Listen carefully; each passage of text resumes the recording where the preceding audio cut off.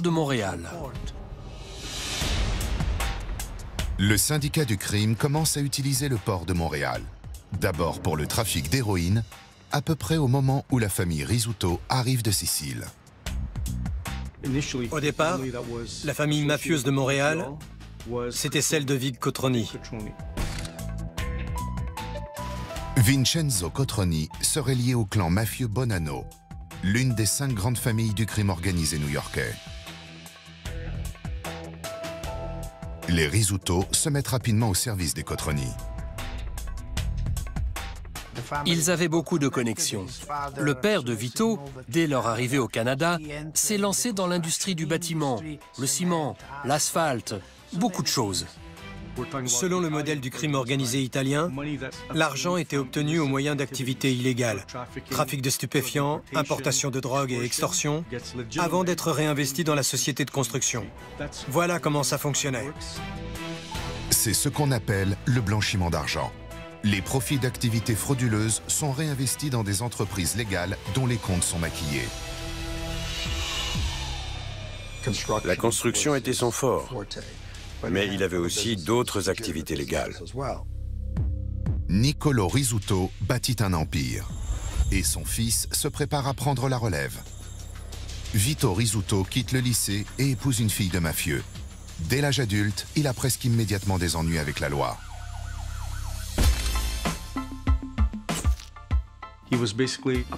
Il avait contribué à allumer un incendie criminel avec son beau-frère.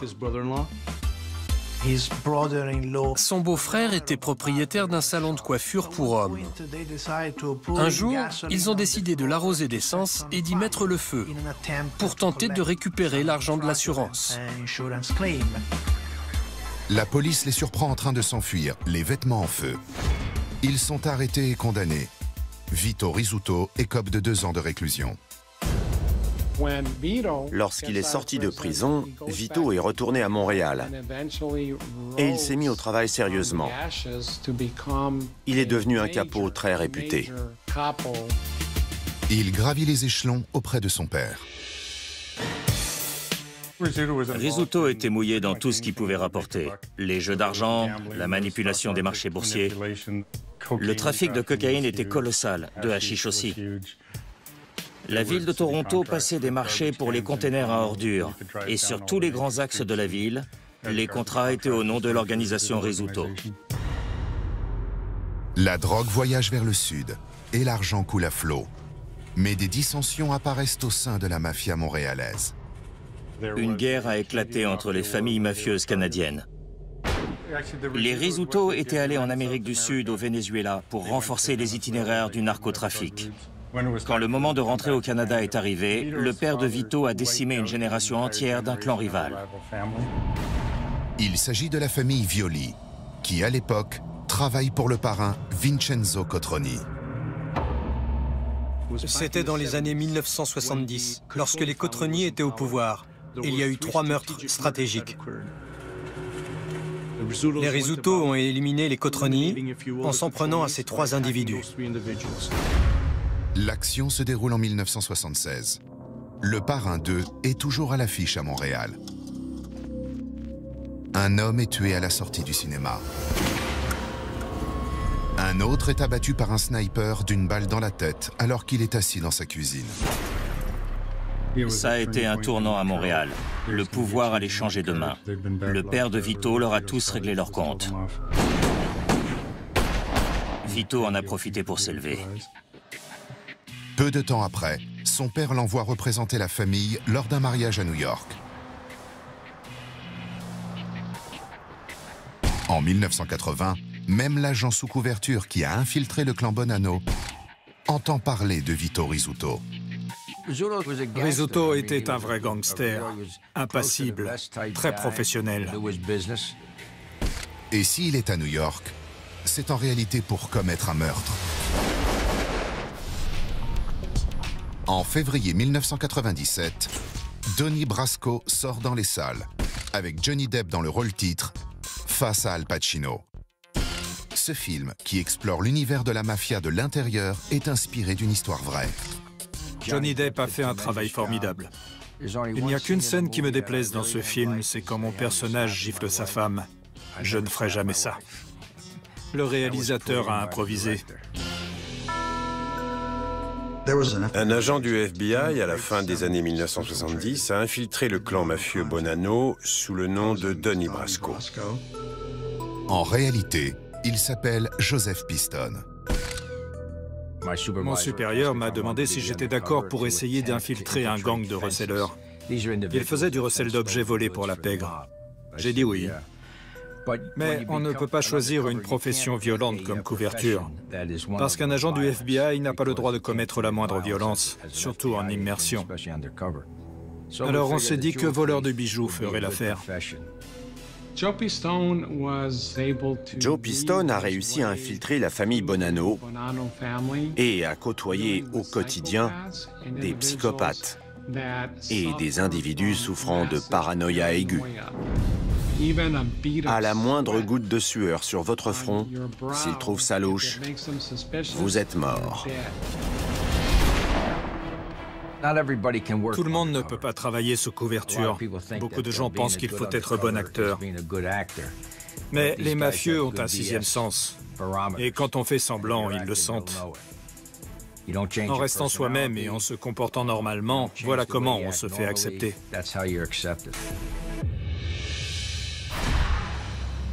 En 1981, on raconte que le clan Bonanno aimerait confier à celui qu'on appelle Donnie Brasco une mission secrète. Le parrain étant en prison, un lieutenant, Joseph Big Joey Massino, voudrait que Donnie Brasco fasse partie de l'équipe de nettoyage dans un complot de meurtre très élaboré. C'est ça, être dans la mafia. On ne pose pas de questions. On fait ce que dit le boss. Il me voulait, mais ça a été annulé au dernier moment. L'un des hommes commandités pour ce meurtre est Vito Rizzuto.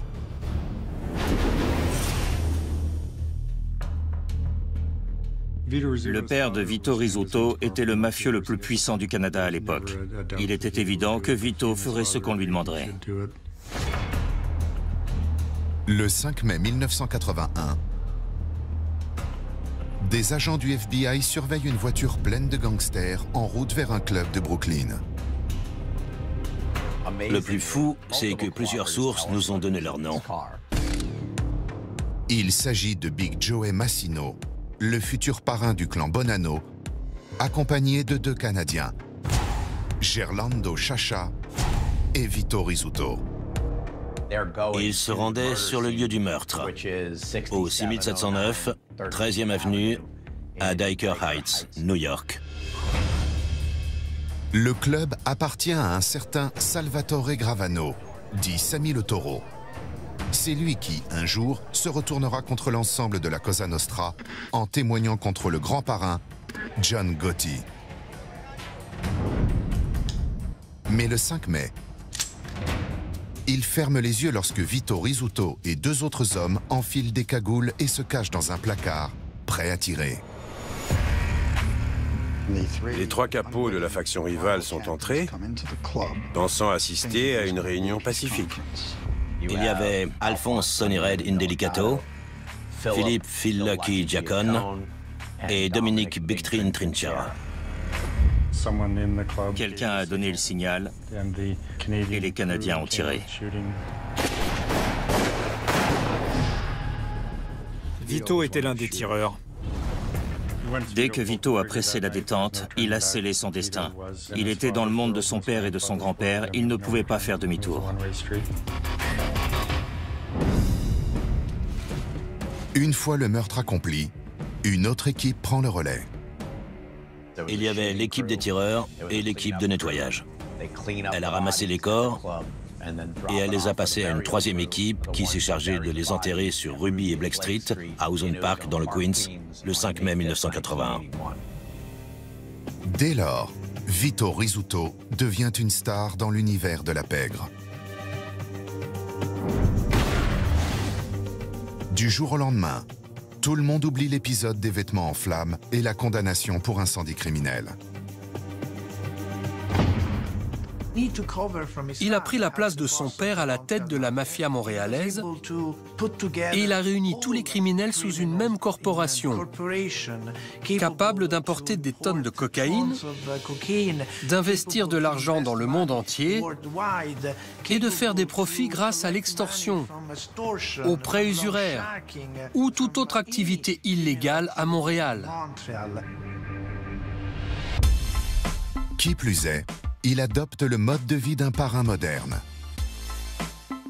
Vito Rizzuto ne possédait aucune carte de crédit, aucun véhicule, ni aucune propriété à son nom. Il travaillait dans une entreprise de pompes funèbres, le complexe funéraire Loreto, qui appartenait au mari de sa sœur. C'est une pratique courante chez les pontes du crime organisé.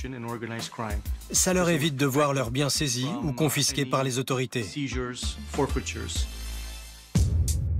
En prenant la tête de l'entreprise familiale, Vito Rizzuto adopte aussi un style qui lui ressemble. Il avait plus l'allure d'un PDG que d'un malfrat. Ses costumes n'avaient pas l'air d'être tombés du camion. C'était du sur-mesure. Son père était beaucoup plus simple, plus rustique. Sur des vidéos de surveillance, on le voit sortir de grosses liasses de billets de ses chaussettes. Vito ne s'est jamais abaissé à ça. Il avait un plan de carrière. Il envisageait aussi bien le court terme que le long terme. Son autorité égalait celle des parrains de New York, et ça a duré des décennies. Mais comme souvent dans la mafia, les alliances et les allégeances s'étiolent. Certains deviennent gourmands, paranoïaques, et les dominos tombent un par un. Le 25 décembre 2002, Steven Spielberg sort un nouveau film, Arrête-moi si tu peux. Leonardo DiCaprio y interprète un escroc caméléon qui file entre les doigts de Tom Hanks et du FBI. Un titre qui conviendrait parfaitement à l'histoire d'un des plus grands gangsters canadiens, Vito Rizzuto, un parrain de la mafia qui se fait passer pour un homme d'affaires respectable. Depuis des décennies, il joue au chat et à la souris avec les autorités canadiennes. De nombreuses agences ont essayé d'enquêter sur Vito Rizzuto et de le traduire en justice. La Gendarmerie royale du Canada, la Police nationale québécoise, la Sûreté du Québec et d'autres agences municipales comme la mienne, le service de police de la ville de Montréal. Mais il n'a jamais été reconnu coupable de rien.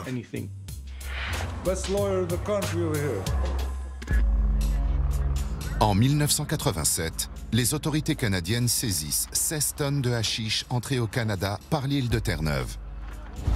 Vito Rizzuto est mis en examen. Mais les charges sont abandonnées en raison de l'irrecevabilité des mises sur écoute illégales. L'année suivante, il est impliqué dans une autre saisie de 38 tonnes de hashish. Cette fois, les enquêteurs ont un témoin. Mais celui-ci se rend coupable d'obstruction à la justice et ne peut plus témoigner. Il a été surnommé le Don en téflon canadien parce qu'il était toujours acquitté. Au cours de sa carrière de criminel, au moins 16 enquêtes vont s'intéresser à un aspect ou un autre de son vaste empire. À chaque fois, en vain. Au Canada, personne n'a parlé, personne ne l'a jamais trahi. Les problèmes sont venus de l'étranger. Son passé et ses partenaires aux États-Unis vont revenir le hanter.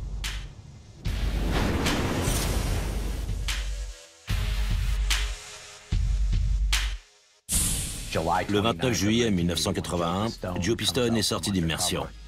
On a annoncé qu'il était un agent du FBI infiltré dans la famille Bonanno. On m'a proposé d'être affranchi.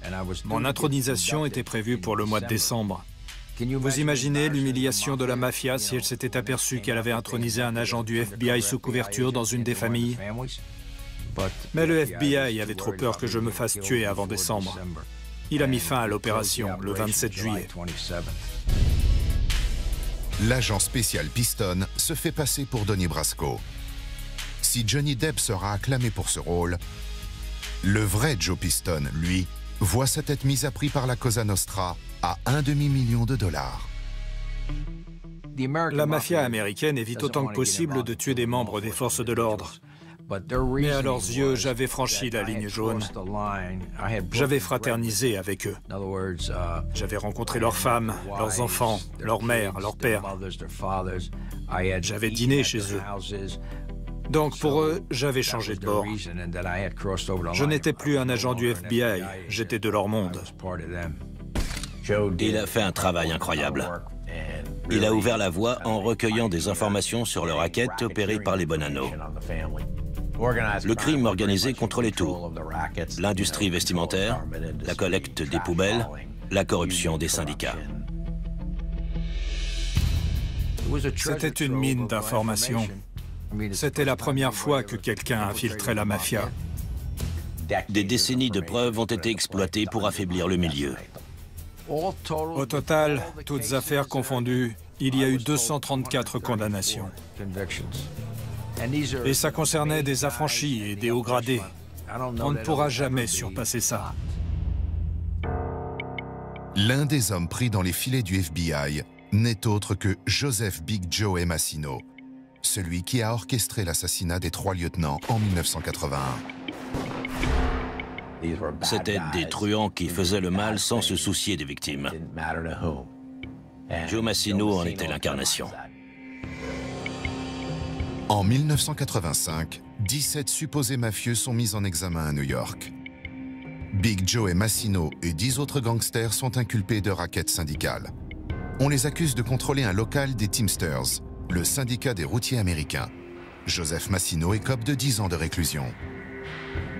Pendant son incarcération, il a été jugé en 1987 pour le meurtre des 3 lieutenants, mais il a été acquitté.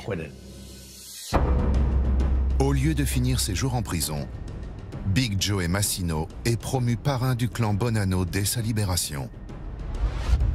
Il reprend son partenariat avec son homologue canadien Vito Rizzuto.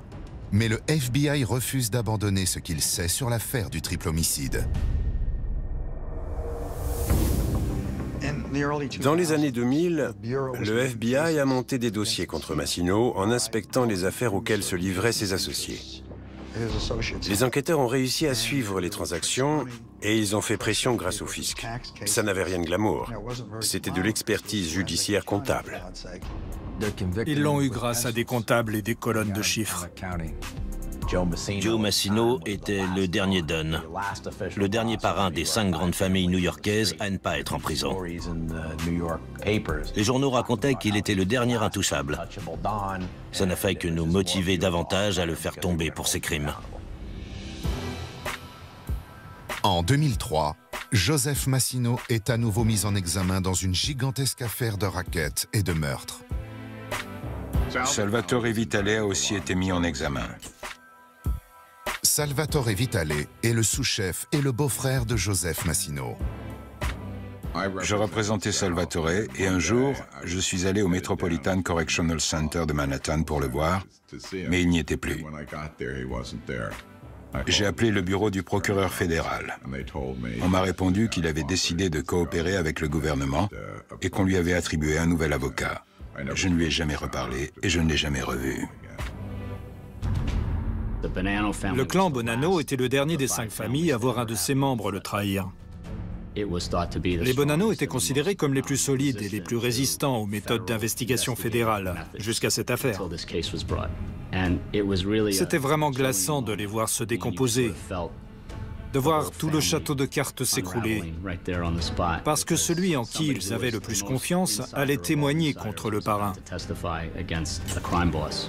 C'était un moment lourd de conséquences. L'onde de choc est ressentie jusqu'à Montréal. Le problème de Vito, c'était que Sal Vitale était son acolyte, le jour où ils ont assassiné les 3 lieutenants. Salvatore Vitale avoue au gouvernement américain qu'il a participé à une embuscade visant à éliminer 3 capos en 1981 et que l'un de ses complices est devenu aujourd'hui le plus grand chef mafieux du Canada. Les pièces du puzzle se sont mises en place. Le meurtre des 3 lieutenants était l'une des charges les plus détaillées retenues contre Massino. C'est aussi l'une des plus accablantes. Le chef mafieux Joseph Big Joe Massino a été reconnu coupable de meurtre, d'extorsion et de racket. Peu après le verdict, un marshal est venu me dire « Jeff, Monsieur Massino veut te parler. » L'agent spécial rencontre le mafieux en présence du juge. Le juge Garofis a dit « Monsieur Massino, vous avez demandé à parler à l'agent Salette. Que vouliez-vous lui dire ?» Massino a dit « J'aimerais coopérer, monsieur le juge. » La surprise, ça a été que Joseph Massino décide de parler.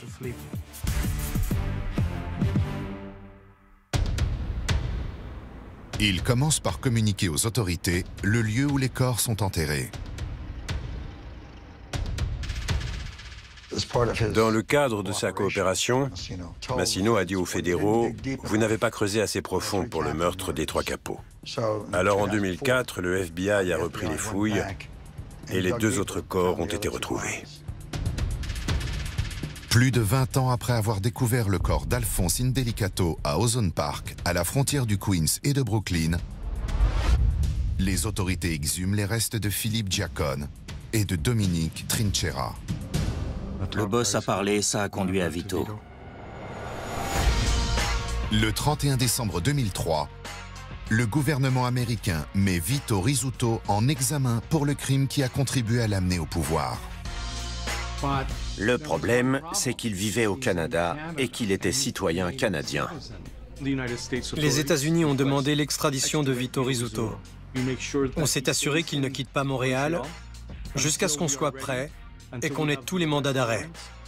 Vito Rizzuto ne se doutait pas qu'on surveillait tous ses faits et gestes.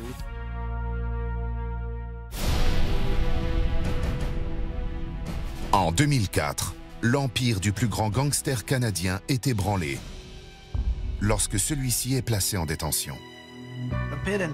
Apparemment, au cours d'une conversation interceptée en prison, Vito Rizzuto s'est comparé à Jules César. Tous deux étaient destinés au pouvoir.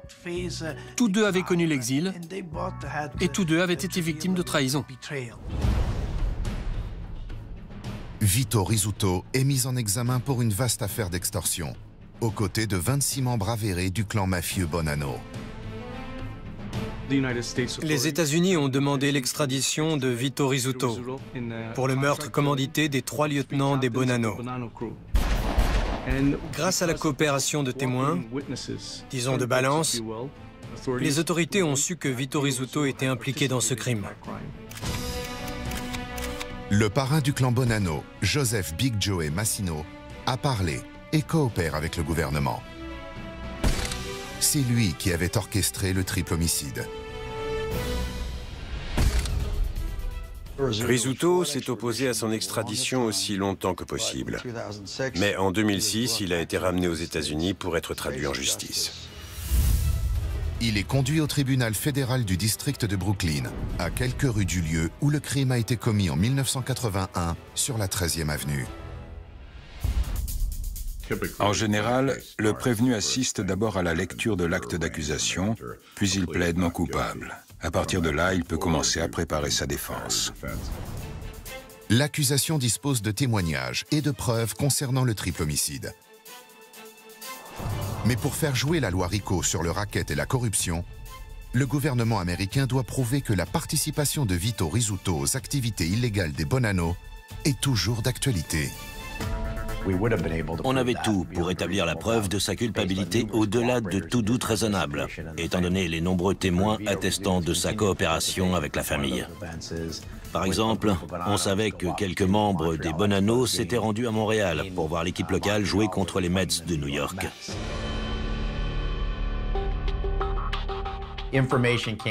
On a appris que l'avocat de Rizzuto lui a dit « Tu vas perdre ». On a discuté de la manière dont le gouvernement a argumenté ce genre d'accusation. Il présente toujours des témoins coupables d'un nombre incalculable de meurtres et qui sont prêts à balancer tout ce qu'ils savent. Le 4 mai 2007, Vito Rizzuto passe devant le juge pour annoncer qu'il va finalement plaider coupable.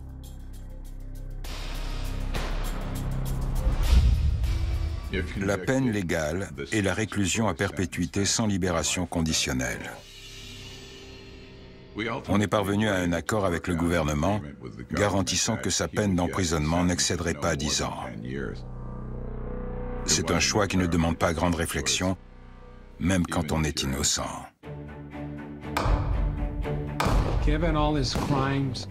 Malgré tous ses crimes, tous les meurtres, tous les actes totalement immoraux qu'il a commis dans les deux pays, il n'a pris que 10 ans.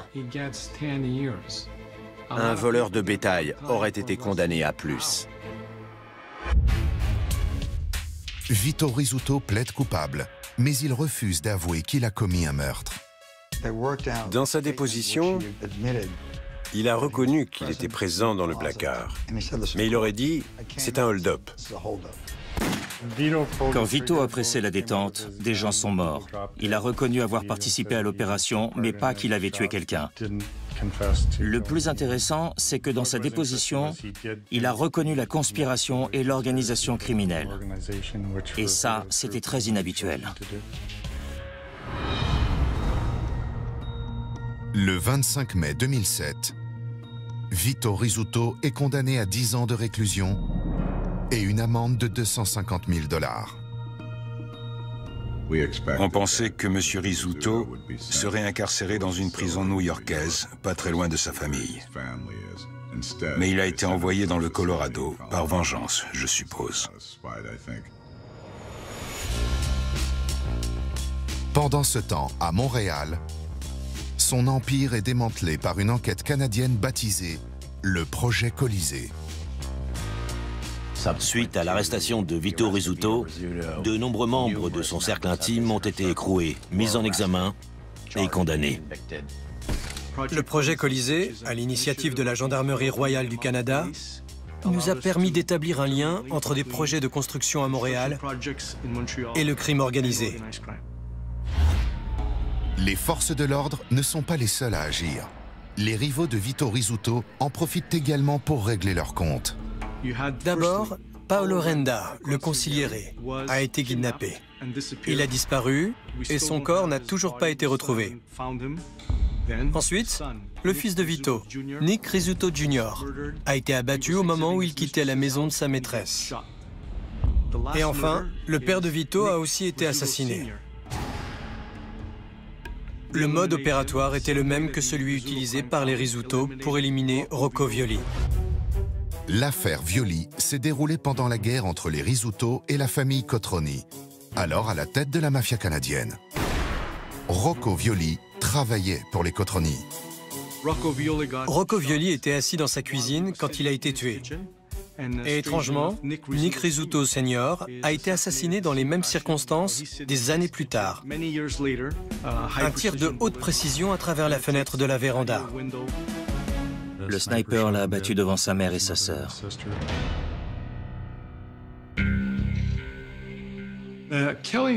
L'assassinat des proches de Vito Rizzuto pendant son incarcération était un règlement de compte. Il se sentait comme un lion en cage. Ça le rendait fou. Mais il ne pouvait rien faire. Le 5 octobre 2012, le lion est remis en liberté. Vito Rizzuto retourne immédiatement à Montréal. Il est d'abord resté introuvable. Puis ses rivaux ont commencé à tomber comme des mouches à intervalles réguliers. On suppose que le parrain de Montréal est revenu se venger. Je ne pense pas qu'il faisait ça pour l'argent. Il voulait sa revanche. Ceux qui menaçaient son statut ont commencé à mourir.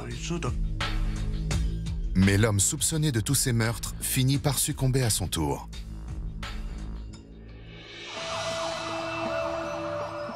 Vito Rizzuto est décédé quelques jours avant Noël en 2013. Il était sorti boire des verres avec des amis, il était de bonne humeur et apparemment en parfaite santé. Mais à 6 heures du matin, il était mort. Sa femme l'a retrouvé étendu sur le sol de leur maison. Il a été conduit d'urgence à l'hôpital où il est mort des suites d'un cancer des poumons.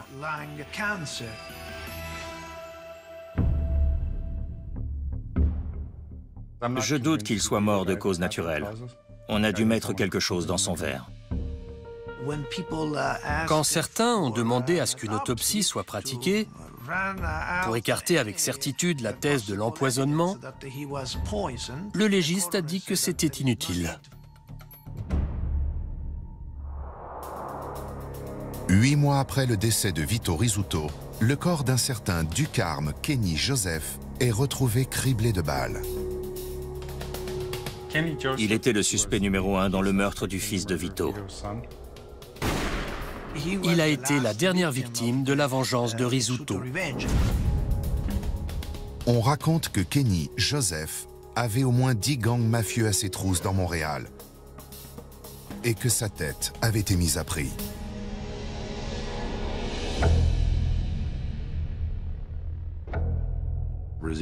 L'empire de Vito Rizzuto était bâti sur la trahison, la destruction et la manipulation. Il exploitait toutes les bassesses possibles. Tous les agents qui ont rencontré Vito Rizzuto vous diront qu'il était le mal personnifié. Ces types sont des tueurs. Ils ont leur propre loi. Vito Rizzuto restera l'un des chefs mafieux les plus puissants du Canada. Chacun sait que le crime organisé est un univers de requins. Un ami cache souvent le pire des ennemis. Rizzuto en a fait l'expérience à la fin. Et voilà comment ça s'est terminé.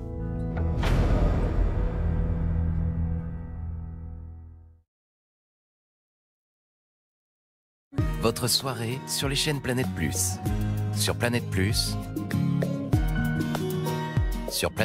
Crime Investigation. Sur Planète Plus, Aventure Expérience. Bonne soirée sur les chaînes Planète Plus. Les gens me demandaient, vous connaissez les Harvey Hustlers ?